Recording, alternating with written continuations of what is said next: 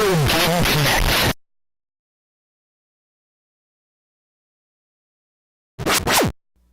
Hello and welcome to Retro Game Connect. I'm Dan Mastriani. And I'm going to be critical about what a barrel roll actually is. All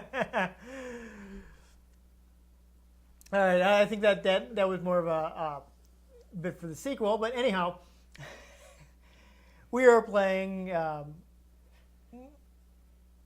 I think one of the first major 3D games on a console.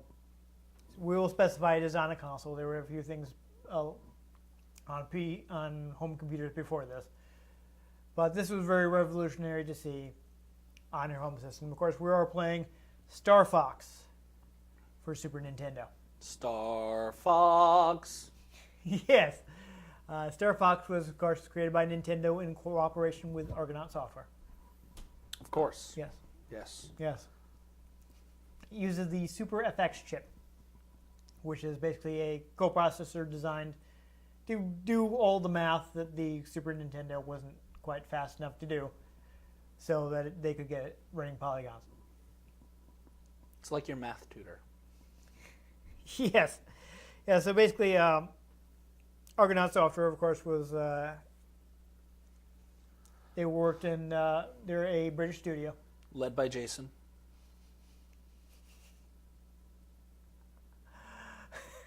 Yeah, no, I see what you did there. Basically, the founder is a man named Jez San. Or San, I'm not sure how you...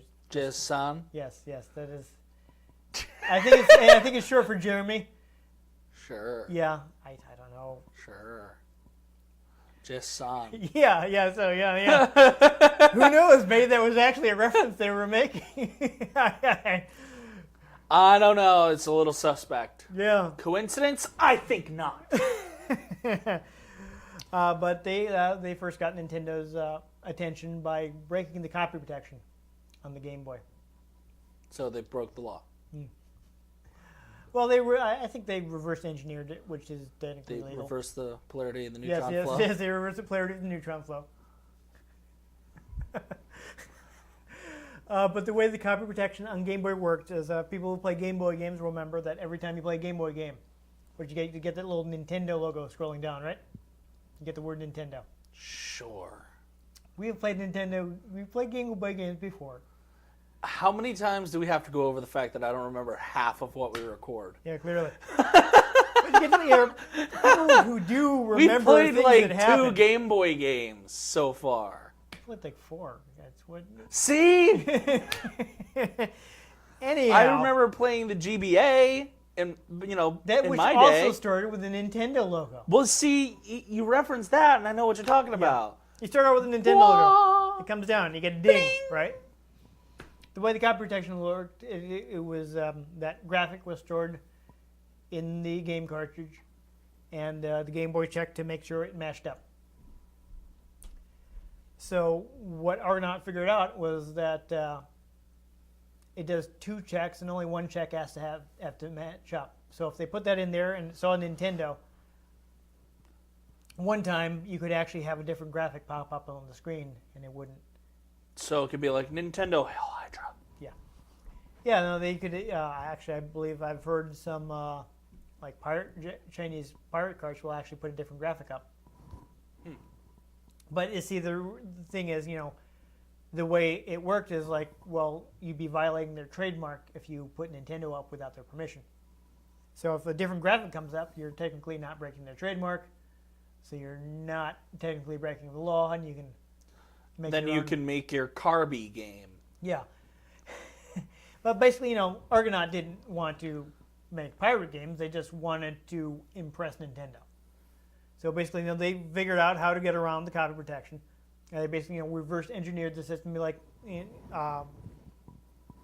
Just then actually went to Nintendo's booth at CES. And we're like, hey, guys, look what we did to your game. Yeah, like in, I think, 91.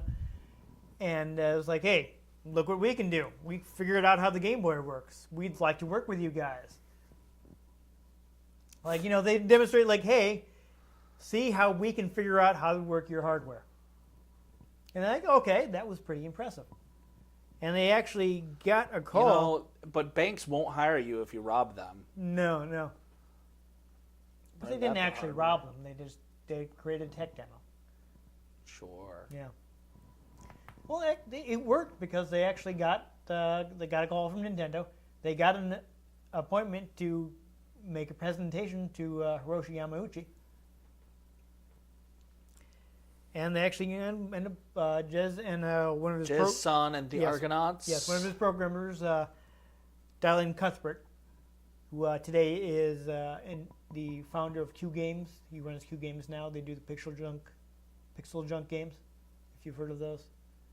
You know, like Pixel Junk Monsters, and they have the whole, like, Pixel Junk Shooter, and they have... No. I know Scribblenauts. Okay. That's something completely different. Anyhow, Never said it had relevance. Yeah, they went to Japan and they, I guess they had some 3D demos that they showed off. They'd done some 3D games on home computers, on European home computers, and they were showing off to Nintendo. They'd actually ported it to NES and later to Super Nintendo. But the systems obviously couldn't do so much. Like around the same time, and actually before I move on, I want to mention that like Dylan Cuthbert was like 18 at the time. I think Jez-san was something like 21, 22, like 24 at the oldest. So these guys were like pretty young, brash, and there they are flying to Japan. Actually, no, I'm sorry, the 1990. It was actually before the release of the Super Nintendo. And they were there to, show them. They were showing their 3D engine. Now, around the same time, Shigeru Miyamoto had been looking for a way to do polygons in the Super Nintendo because he developed Pilot Wings, and basically that game was sprite based. They'd had to go and draw all kinds of different angles of your vehicles so they could turn because they had like behind the plane view. You know, so many games are sprite-based. Even that 7-Up game was sprite-based. And he was thinking, like, well, this is really inefficient to have to draw all these different angles. It would be so much better if we could just create, like, a 3D shape and move it in real time. So, they did some research, and they were able to get, like, one plane on the screen, and that was about all the Super Nintendo can handle, and that's not enough to make a game.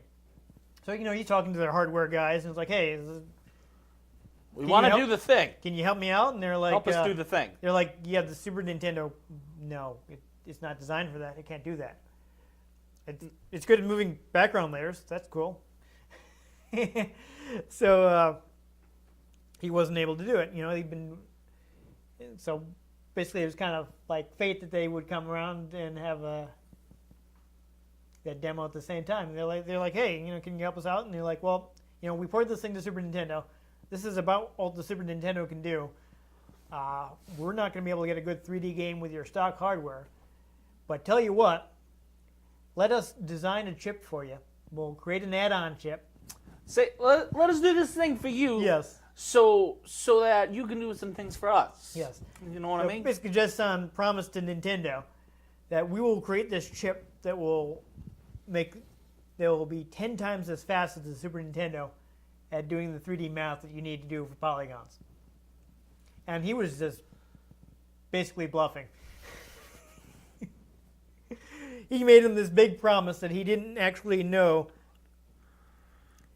that they could make. But they convinced Nintendo, and he goes back to England, and he calls up people he knows who worked in hardware. One of the names guys, I have a problem. Yes. One of the names he came up with was... this guy's actually named Ben Cheese. That's his actual name. Benjamin Cheese in your mouth? Yes. Get it? Benjamin Cheese? Okay. Like you're eating a Yeah, lot of I was cheese? worried you were going somewhere that we didn't want to go. No. Okay. Cheese is delicious and should be eaten. Yes, no, I agree with that. But he'd worked on the canceled, I don't know if this is Konix or Konix, because I'm not British, so I'm not particularly familiar with it. It's Konix. Konix. Konix. Yeah, something like Be that. the Konix multi-system. Yes. Righto. Yes, Big bong crumpets. he had worked on that, which was never released. The company went out of business before it They just didn't have enough money to actually get the thing to market. But he knew him as somebody who knew a lot about hardware engineering, as one of the people that he contacted to work on it. And they actually created a RISC processor, which is a reduced instruction set. I don't know if the C is like computing or chip or whatever, but it's a type of chip, and basically Jason describes it as pretty much the first GPU. Because, like early on you'd had like 3D accelerators, like the Voodoo 3D card and things like that. But this is the first like separate processor that's particularly good at doing graphics, but it's like its own built-in processor. They were talking like around the office. They used to joke that the Super Nintendo was an accessory for the Super FX, because the Super FX was doing most of the work. But they actually came up with this very advanced hardware that was capable of doing tons of 3D calculations and doing all kinds of math that they needed to do to create the games. You're saying it was he'd promised 10 times faster, and something like 40 times faster. So he'd come up with this huge bluff and actually ended up over-delivering. Nice. Yeah. That's how to do it. Yeah, so it's interesting in the way they designed it. They actually came up with like the 3D program, and they designed a chip around what they wanted it to be able to do. So they came up with the software first and designed a chip that would be good at running that software. Which is the opposite way of, usually you get an engineer is like, I'm going to create this chip, and you have to figure out how to use it. And they actually created something specifically for their application. Well, you know what they say, software sells hardware. Yes. I know the fun fact about it. It was originally codenamed Mario, which was an acronym for Mathematical Argonaut Rotation and Input-Output.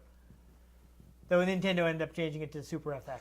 Just sounds like someone really wanted their name to be Mario. Oh, yes. That was a Marvel reference. Yeah, but, it would... To S.H.I.E.L.D. It would do the 3D math. It could do vector graphics, sprite rotation, and scaling. So it could actually... Super Nintendo itself had, like, sprite rotation and scaling, but I guess it's a bit more powerful. Could do it more quickly. More power. Yeah, we talked about in our Super Empire Strikes Back episode how they had to kind of limit the amount of actual hardware scaling they were doing because it would slow down the game. So with the Super FX, you could do more without having to worry about that. Yeah, so Nintendo kind of, basically what they did is Nintendo kind of took the lead on design, and they had Argonaut programmers working on the programming of the game, like, the game system and all that, how the low-end programming and getting everything to work on screen and all that. So they, Dallin Cuthbert, Giles Goddard, and Krister Wambel. That's an interesting name. Krister Wambel? Yes, that's an unusual name. They ended up spending a lot of time in Japan. They had, this is before, like, internet. They didn't have email. You can't video conference anybody. They were sending, like, tons of faxes back and forth. So it just, to make communication easier, they were sending their main programmers over to Japan. So they were like, okay, well, we're supposed to be here for a couple weeks. And okay, well, so instead of go by there, fax, be there they for can 3 send months. it by pigeon? Yeah. So basically they ended up just spending tons of time, like, in Japan working at Nintendo's headquarters. And that's how they programmed it. And actually, I think all 3 of them ended up staying in Japan and working there. Cuthbert founded Q Games in Kyoto. He lives in Japan now. He loved it there and ended up moving there. Nice. Yeah. So again, getting into the design, basically, they decided to do a Starship game because that's what they thought would be easiest. They did a lot of prototyping. At one point they attempted to do a tank game, but the movement didn't really feel right. Didn't they later implement tanks? Yeah, in they did. Star Fox? Eventually, but Just like, but when fun they were fact. originally prototyping, Yeah. they couldn't really they didn't really like the way it felt. But they hey, thought- they ended up working it in there eventually. Yeah, going back to the Super Nintendo's ability to manipulate a background layer, they thought, well, we can take advantage of the Super Nintendo's strength with a flying game, because you have the R-Wing flying over the ground, and you can just kind of create that with the background layer like they would do in F-Zero or Pilot Wings or whatever game, where you have the background flying out under you. Yep, exactly. So they did that. Yeah, I mean, the R-Wing design is very practical. The R-Wing is named that because it kind of just looks like an A. But A-Wing was already taken. Yes, A-Wing was already taken. So they call it the R-Wing. Yeah, that's the shape. The R-Wing. Yeah, so Miyamoto actually wanted to take things in a different direction. I was reading interviewing Wada Asks, and he's talking about how so much the sci-fi stuff that was run in Japan were like giant robot shows or like this super series like superheroes, rubber suit monsters, that kind of thing. And he didn't want to do the same thing that other people were doing. So what he decided to do were animal characters, because it was just out of the ordinary. With robot legs. Yeah, something he was used to.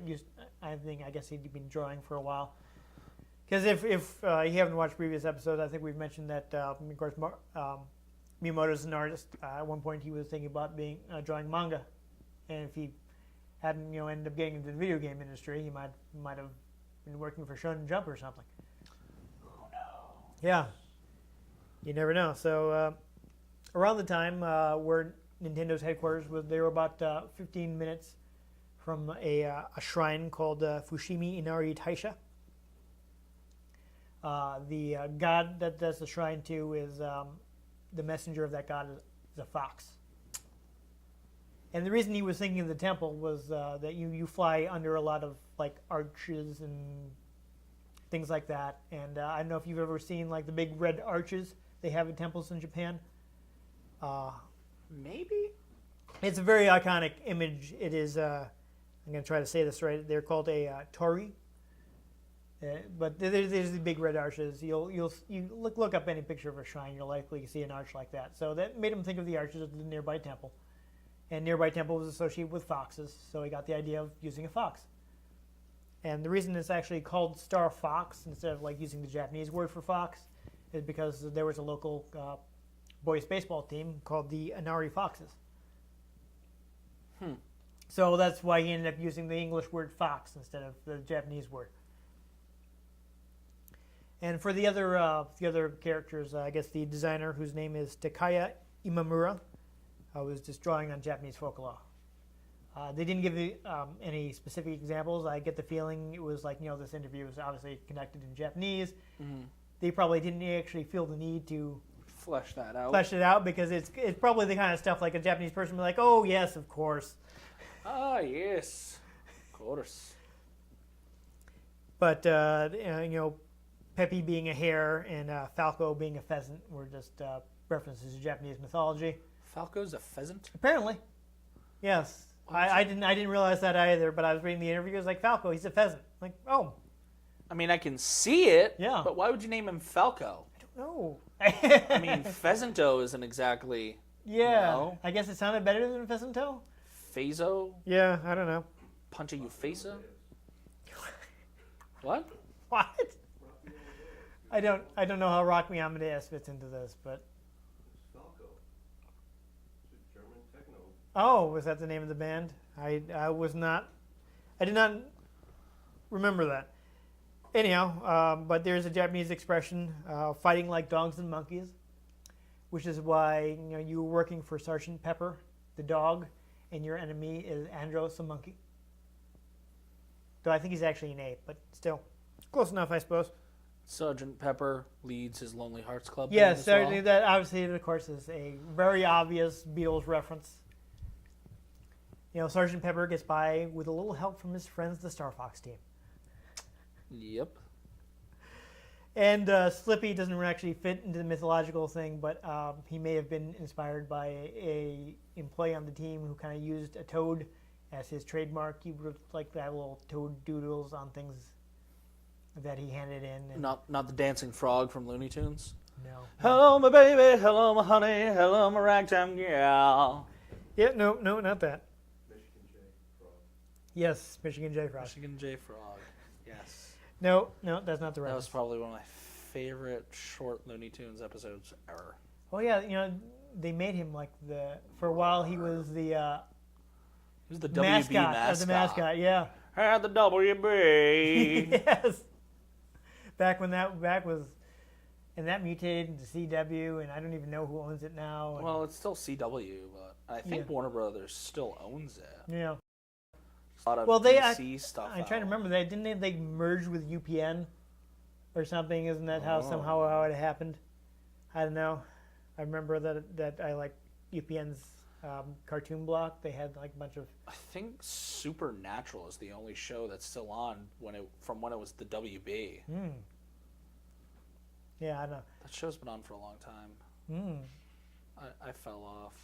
Well, yeah, I'm always flabbergasted by the fact that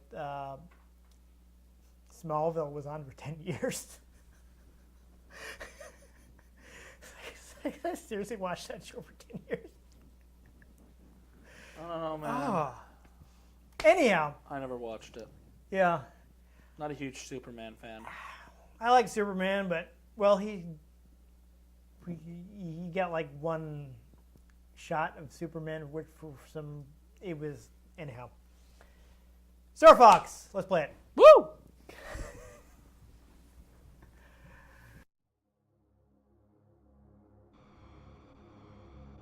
And just before we forget, of course, we'll be getting tips from Nintendo Power Okay. to make this run a little smoother. Dun dun dun dun dun dun dun dun dun dun dun dun dun. Come on, this is so... No. I'm not even going to deny that. This is clearly Star Wars influence. I mean, it's more like the beginning of A New Hope, but still. Right, Star Wars. I said. Yeah. I was doing the Imperial March. Okay. That doesn't show up until Empire. Yeah. So here we have a little map to help you out here.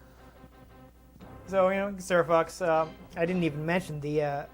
I think some of the art is in here. You can see Fox and Falco. An And- awkward detail. Yeah. So apparently, Okay. the Japanese box has puppets on the cover, and that is because Miyamoto is a big fan of the Thunderbirds, which is was that 60s or 70s? Do you know off the top of your head? You don't remember? But the Thunderbirds was Super Marionation is how they described it, because it's done with marionettes, and Miyamoto was a huge fan of that, and that's why he wanted to. That's why he wanted to use puppets. He had this little fantasy of the people who created Thunderbirds coming and creating a. So we go through training or right into the game? I'm not sure how long the training is, but it's a Super Nintendo game, so never mind. In the game. All right, so here's the first cool feature of this game is that you can pick your path. Some are harder than others.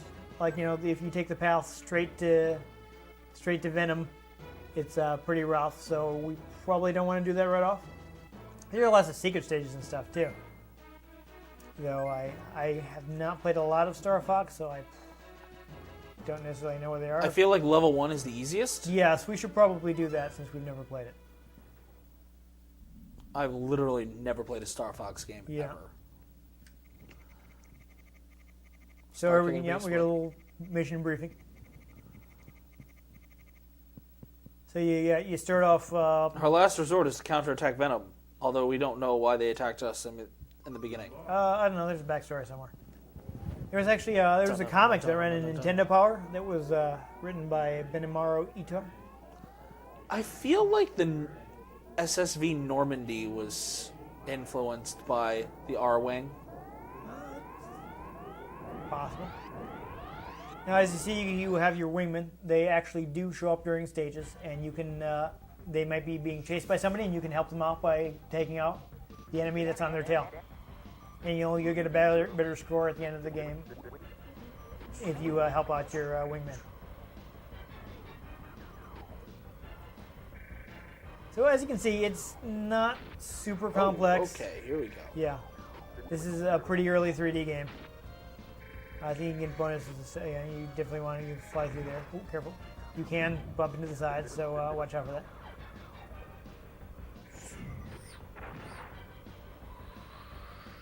There are various bonuses and such you can collect. Yeah, Oh, that was a bomb. That was a weapon. Yeah, that was a guy shooting It's at a you. little difficult to tell. All right. I think we actually just missed a ring that you can fly through. It was a bit higher than you were. Yeah. We get a Oh dear. pretty large enemy right there.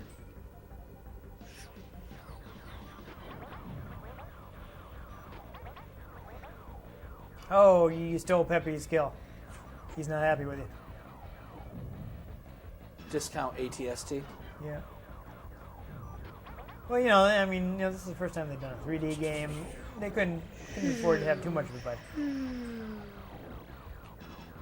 Okay, now this is entertaining. Yes. Now that I've figured out what I'm doing. Yes. And of course, this was before the infamous barrel roll thing, because I'm pretty sure you don't have that technique in this game. Oh, never mind. Boom! There it is. The incorrect barrel roll. Yes, it's actually an aileron roll. All these enemies are kind of abstract. Yeah, it's kind of hard to tell what's going on. Again, they only had so many polygons to work with. Oh, you missed it. Did you see that ring? I did. Okay, so next time you... With the breaking things here. Next time you see one of those, fly through it. It'll get you some sort of power up. Alright, he's being chased. Quick, take that guy out. Alright, so you just helped out your wingman. Blasted pigs, where are you? Yeah. Alright, shield restoration. Yeah, and of course if you help them out, they'll later be around to help you out. Like they are right now? Yes, exactly. Yes, so that is probably Pepe helping you because you got the bogey off his tail. I got his 6. Exactly. Oh, that's right, fool. Alright, so you're at the boss. Dun-dun, dun-dun, dun-dun, dun-dun. This is the attack carrier. So yeah, it's he wants you to keep to the left, slow down a little, and take out the small ships it shoots at you, and aim for the red launch bays. I see. Yes. Apparently, also there's some yellow panels that are okay. No, never mind. That's yeah, that's the thing you shoot. Oh. Oh, we crashed right into it. Oh. Yeah, of course you have. I don't know if they're effective Sort of against. hard to tell exactly where I'm hitting. Yeah, there's no. You got the Nova bomb. Did it do damage? Doesn't look like it did Did much. something. Yeah. I guess you get 3 of those per stage, and I think you can get more if you fly through the ring. Oh, and apparently I'm breaking it apart. Yeah, the supply ring, the ring that you flew through, is actually also a checkpoint. Nice. So there you Whoa! Uh-oh, I lost part of my wing. Oh. Yeah, you're getting a little wrecked up. Alright. Yeah, no, he definitely took a little bit of damage. Oh, yeah! Oh, that was clutch. Yeah. Good work. Dun-dun-dun-dun, dun-dun-dun. First, also old school game, clearly you have lives. One thing I'm noticing is that you're kind of playing in a window. Yes. So they couldn't do full screen. All right, make the jump to hyperspace. Yeah, so yeah, pretty good score. You kept all your wingmen alive. Yes. All right, let's make the Kessel run. Asteroid. Yep. You're not actually going into an asteroid field. They'd be crazy to follow us. So there is a way to get to that black hole by you have to blast the center of rotating bars of asteroids. Uh-oh. All right, so yeah, this is actually first person while you're in space. That's intense, actually. Yeah, so yellow you can destroy yellow asteroids. Why just the yellow ones? I don't know. Because video games. Oh. The That is some bombs kind of- do not regenerate level to level. Oh dear. Oh, there's a supply ring though. Oh, you missed No, that was an attack. it. No, it wasn't. I thought it was, yeah. So you can shoot those. Oh, okay. Let's get ready to help out Falco. I'm ready to help out Falco. There you go. And of course, he'll be a Mind your jerk. own business, Fox? He'll be a jerk to you, but he'll still help you out. Jeez, dude. Yeah. So take out the space centipede there. Yeah. No. Yeah. That was a. You got a power up by blowing the guy up, I think. All right. So. Your asteroids. Are there yeah. giant space slugs that I have to watch out for? I think I mean, so. we've already had giant space centipedes. Yeah. Da-na-na-na-na-na. Do you want to see if we can? Oh, I think that's another the bomb. There you go. So you got another bomb, so that's good. Oh, careful! You just shot Slippy. Okay, shoot that. And there is a warp. It comes out somewhere. All right. Well, I'm kind of confused. Did we shoot that one too? Yeah. Keep shooting them. There's you can get a warp to the black hole stage. Is the black hole stage intense? Probably. Will I understand the gravity of the situation?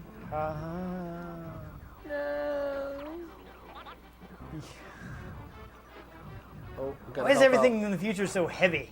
Is something wrong with the Earth's gravitational pull? All right, so I'm not actually sure exactly what you need to do to get that warp. Blast the it, man! Nintendo Power just says to shoot the rotating asteroid. So Oh, I and don't now really I'm know. facing the Triforce. Yeah, it's a little weird. Oh dear. All right, Oh, so I'm I don't facing know. the enemy and I have no health. We didn't get there. I'm not really sure exactly what that secret is. But whatever. Shoot the guy in the glowing things. Looks like you blew up a couple of them anyway. This is really intense. Yeah. I'm actually having a lot of fun with this. I mean, the frame rate is not great, I'm adjusting. but I mean, considering that they put this on a cartridge on Super Nintendo. Come at me, bruh. Yeah. Guess gotta wait for him to show his weaknesses again. Yep. Also, when he attacks. Oh, there you go. Whoa. That's a little awkward. I think he got hit by the thing that was flying off. Aha. Nice work. All right, so I guess next we take on the Space Armada. I still haven't had that wing repaired. Either that or you lost it again. No, at the beginning of this level, it was still gone. Oh, But I had full shields. interesting. I can definitely see the SSV Normandy getting some inspiration from this. Oh, nice. 97 this time. Yeah, buddy. Looks like you got bonus. And now we points make the jump to hyperspeed. there. Yes. Yeah, that's I feel like there's some inspiration here. Fortuna? Yes. Oh, Fortuna? Like Bib Fortuna? Yeah. The Twi'lek? Oh, that was interesting. A little shooting star flew by. The Andros Space Armada. The Space Armada consists of powerful battleships. Destroy their energy cores. All right. So. See, look, the wing is still missing. Yeah. All right, now we make the jump out of light speed. All right. So here. You have to- oh. Speaking of Star Wars references. There. Is there a Star Destroyer? There are some large ships that you have to fly inside and take out their energy cores. Yeah? Yeah. I'm kind of confused what's happening right here. There's like a wireframe of an R-wing appeared. Yeah, I feel Don't like know what's going on. They're shooting donuts at you. I don't know. I hate it when people shoot donuts at me. Right, they're so wasteful. Donuts are delicious. Why would you do that?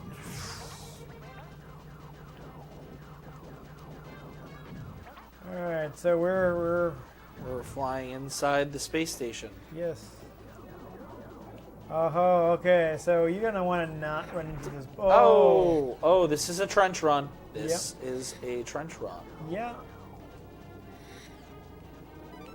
Oh. Okay, so what? You lose? I mean, you're invincible. I Okay. increased my shield, I think. Oh. Yeah. I think you were supposed to shoot that thing to open it. Unfortunately, you were invincible, so it worked out. Yeah. There you go. And you didn't even lose your radar dish. Right? You have like an overshield now, or I think so. Is that what's going on? Are you temporarily invincible? I'm not clear. And I wish I had the manual so I could look this up. Oh, power up. Yeah. Oh, it increased that overshield even more. Yeah, I think it's I I think it's kinda missed- temporarily invincibility because it was Oh. yeah. I think it was temporary. I kind of missed my invincibility. first-person point of view now. Yeah. I was actually enjoying that. Oh, so now you're gonna team up. This time you're gonna team up with Falco. Falco punch. Yes. Ooh, they did eventually put Falco in Smash Brothers. Oh, Slippy. Oh, that was awkward. How are you supposed to avoid that? By being a slightly better pilot. Yes. On the upside, you got another one of those neutron bombs or whatever they are. Nova bomb. Nova bomb. There you go. Yeah, you had to shoot it. Fortunately, you were invincible last time. All right, shoot the core.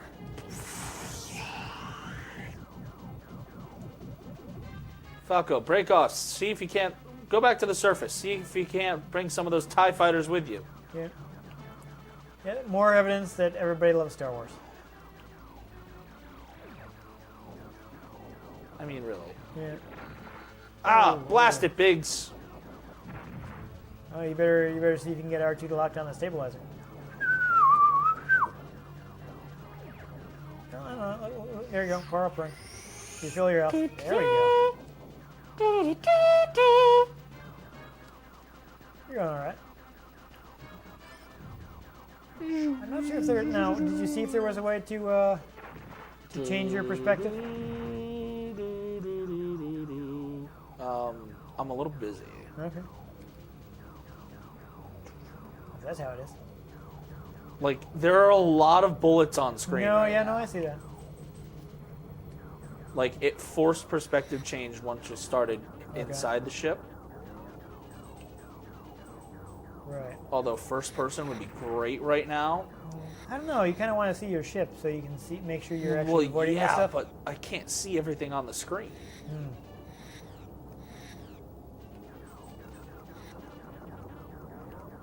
Ironically, the Super Nintendo can actually handle transparency pretty well, so you could totally do a transparent.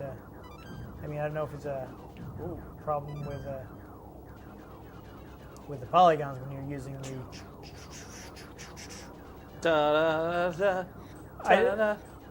I'm not sure of like the technical details, whether they can combine Super FX abilities with. I don't know what's going I on. don't know. Is it? It's autopiloting right now. autopiloting you right now? Hey, my wing got repaired. Yeah. I didn't even notice that. That was a while ago. Probably one of the power-ups you went to. Oh. Okay, so this is the boss. So this is totally the core of the second Yes. Death Star. Yeah, so basically you gotta fly around the edge and blast the pods. I see the pods. Yes. You could probably figure that out. Blast the orange flashing things. Yes. And then you have to shoot the middle once you've done that. Oh, and it goes backwards. This is trippy. That's a little Trippy crazy. Toad. That's a bit of a different variety on this, huh? Yeah. Well, I mean, at the time, Oh. they weren't used to giving you full 3D movement, you know? Yeah. Ow! So they got to do lots of stuff they couldn't do before. Blast, biggity boop up. Yeah, no, too late. I was gonna say now might have been a good time to use one of your bombs. All right, so gosh, where's where's it it starting us? Don't tell me it's all the way at the beginning of the trap. I hope not. Yeah. Because it kind of I looks thought the supply rings were. It said they were checkpoints, but I don't know. Yeah, no. Oh, no, here we go. You're right there. This You're super okay. battle station that totally doesn't look like a weird Star Destroyer. No. It's a completely original design.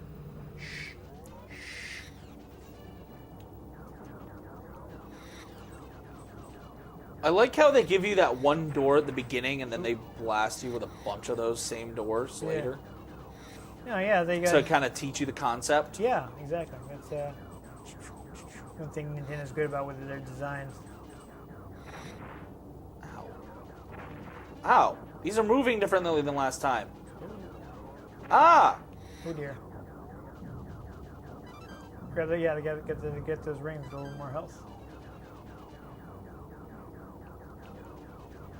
Yeah, that's something they're also like really good at doing in the Mario games. You know, they'll demonstrate a new mechanic.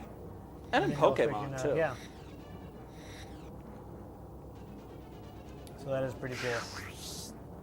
This is a fun sequence. Why would it let the doors open like that? Don't know. Maybe it would be more damaging to have the ship fly right into it. Who knows? Okay, spin up. Shoot you. I feel like they weren't really worrying about that. Okay, You know? that thing is new. Now there was one before, but you blew it right up. All right. Yeah. Try. Oh. Holy crap! It just like overloads you with stuff on the screen. Yeah, those attacks are pretty powerful. All right. I'm guessing you have one more life. Well, it did say one. Yeah. Okay, here we go. Here we go. Here we go. Here we go now. Let's see. You can get there with full health. Blast Oh. it. I'm literally shooting right at it and it's not doing anything. Yeah, that didn't work out for you. All right. Don't get complacent. Okay, so shoot you. Oh. You don't move until the last second. Ah! Oh. Yeah. The trouble. hitbox on this is weird. Yeah. Again, they probably weren't really used to. I am used to like barely missing things. Yeah. That's how I roll. Oh, really? Oh. I think you found a valuable technique at the last minute. If only you figured it out sooner. Right? So you don't actually want to. So shooting them multiple times was what was causing your problem. Yes. But before it was not doing anything, so Yeah. what the fudge? All right, so you're kind of low on health, so I think maybe try and use your Nova bombs. Smoke them if you got them, you know. Yep.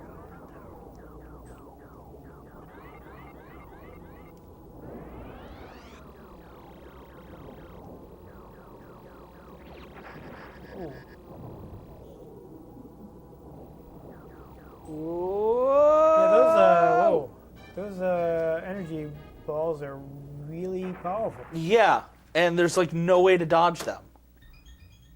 Game over. Still, that's a pretty good looking game, and there's your final boss, the evil Andros. It's still fun, Yeah, no. except pretty for good. the random spike in difficulty. Yeah, I think it's definitely I something you hate difficulty spikes. have to practice, but yeah, still, I think we got a pretty good look at the game. Did a couple stages. Good times.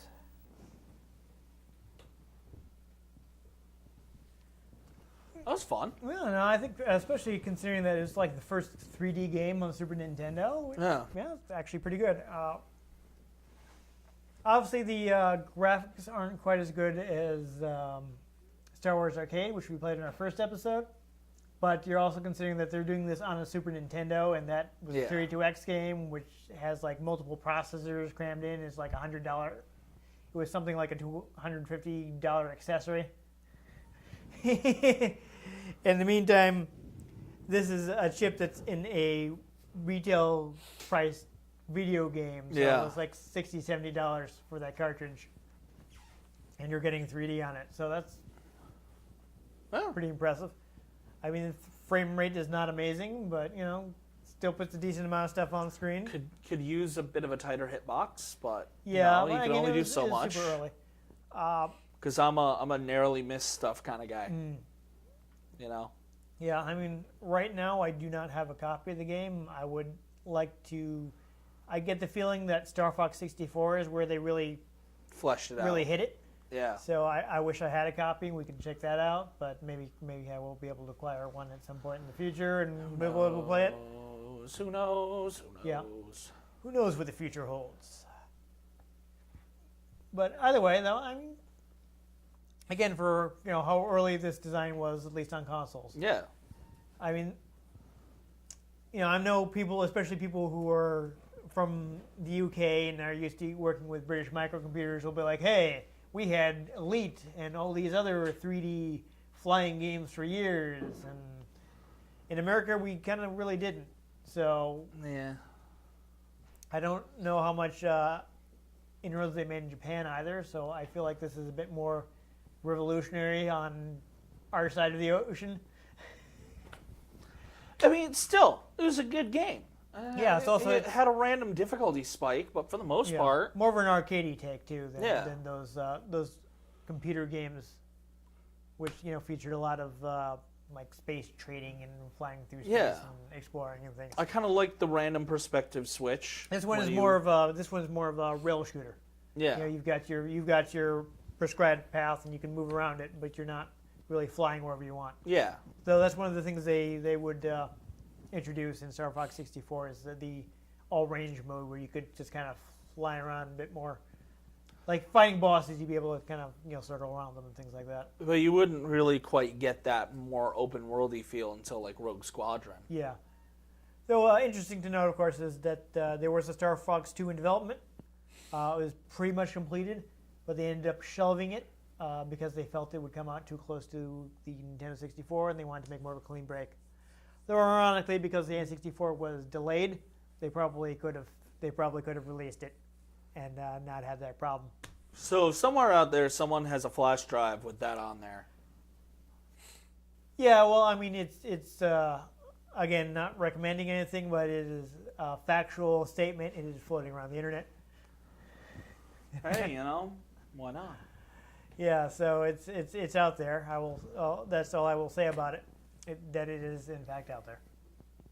And I'm sure you can download this on virtual marketplaces. This is yes, of course, Star Fox, and actually no, you can't. Star Fox, the original Star Fox, has not been re-released. Really? Probably because it has that add-on chip, and they would have to write a separate emulation Yeah. to get it to run. So because of that special chip, it has not been re-released. At least that would be my guess. There is, to my knowledge, no official statement as to why it is not available. But Star Fox 64 is available, since it's just a standard N64 game. Yeah. So you can try that out. You can probably get that also on 3DS. Yeah.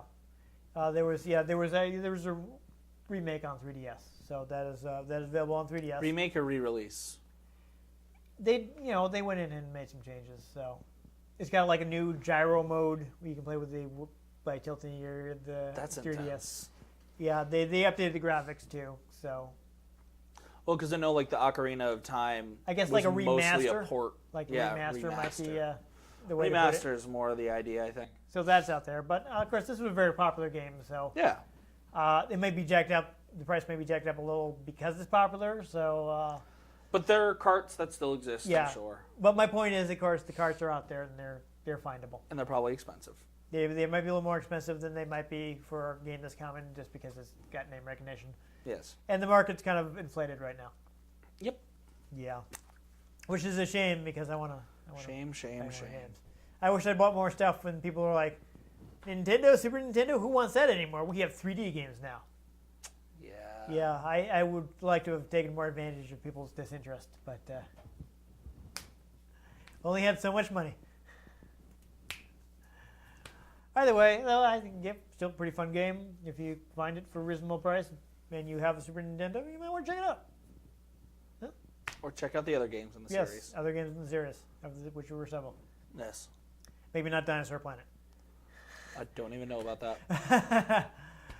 Either way, I hope you enjoyed us flying through space with our space animals shooting blocky Space bird things. things and strange enemies. If you did, please give this episode a like. If you want to make sure you catch future episodes in which we're doing other things that are not flying through space. But we also are in others. We might fly through space in the future. Who knows? Our first episode was flying through space. Yes, we've flown through space. We've traveled through time. Yeah. All kinds of things can happen in video games. And if you want to know what happens next, the thing to do is subscribe to our channel. Yeah. I've been Dan Mastriani. You can catch me on Twitter at NewTypeCola. I'm Ian Butterfield. You can find me on Twitter at Ian G. Butterfield. You can find the show at RetroGameCNCT, RetroGameConnect.tumblr.com, and Facebook.com/RetroGameConnect. I still wanted to say Tumblr. I know, but you didn't. Every time. That's the important thing. I managed to not say it, but for some reason I want to. If you keep telling people, otherwise they wouldn't know. Well, at this point it's a running joke. I would okay, think. actually, is that where you're going with it? Okay. Kind of a little bit. Hey, with the traps up in here. Enough with the traps. Enough with the traps. Enough with the ducks. Hold me back, man. Hold me back. If I see one more fully operational Death Star. It's a nice Super Star Destroyer you got here. Be a shame if someone, I don't know, flew an A-wing into the bridge. But anyway. That'd be a problem. Wouldn't want that to happen. But what we do want to happen is for you to join us next time on Retro Game Connect. Do an aileron roll. Doesn't have much of a ring to it. I don't know. Eh.